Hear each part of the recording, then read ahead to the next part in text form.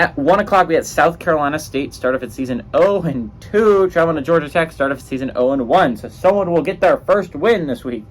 Georgia Tech favored by 42 points on ESPN+. Haynes King went 19-32, threw for 313 yards, 3 touchdowns, 1 interception. He also led his team on the ground with 10 carries for 53 yards, the transfer from Texas A&M. Malik Rutherford had 5 catches for 85 yards and led the Yellow Jackets through the air. What really hurts if you're a Georgia Tech fan is you had this game. You had a 15-point lead in the third or the fourth, I don't remember. You had this game in hand, right? And you let it slip away. You let Louisville come back.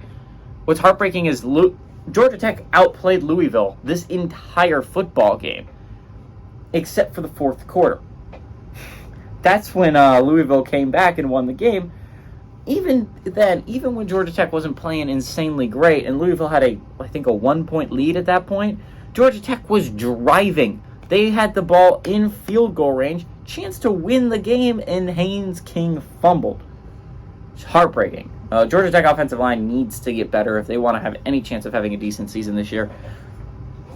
You had the game in hand, which on one side is heartbreaking, right? Because you could have beat Louisville, you could have made yourself known in the ACC, you could have taken an early 1-0 lead leading the conference, and you lost a conference game. That sucks.